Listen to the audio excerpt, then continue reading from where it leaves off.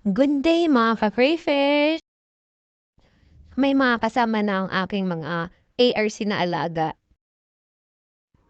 Today papakita ko sa inyo yung whole video ng unboxing ko nung mga pinadala sa akin ni Sir Henry from Quezon City.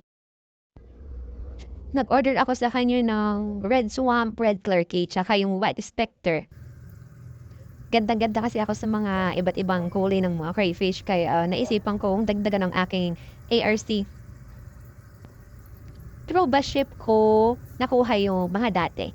Ngayon, through Flash Express. I-share ko ngayon yung full video ng unboxing ko nung pinadala sa akin. Eto, panoorin nyo. Mukhang maayos naman yung pag-handle ng Flash Express dito sa parcel na pinadala sa akin. Hindi gusot-gusot yung plastic. Ito na nga. Puno ng tape. Hindi kinaya ng aking gunting kaya gumamit ako ng cutter para mas mabilis siyang buksan. After nung tape, meron pa siyang makapal na plastic protection dun sa Tupperware na pinaglagyan ng mga crayfish para hindi mabasag.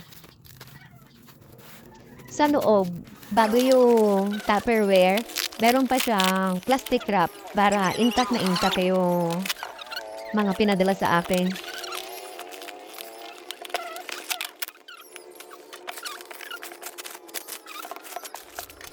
Tapos buksan, meron ulit plastic sa loob. At ito na sila.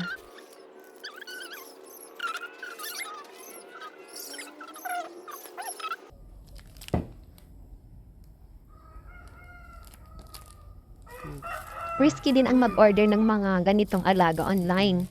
At dahil nga gusto ko madagdagan ng aking alaga, umorder pa rin ako.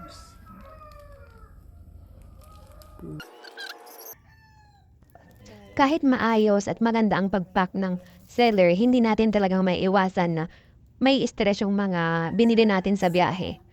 Kaya ito ang akin, namatay yung tatlo. Hindi din namin alam kung field molting siya.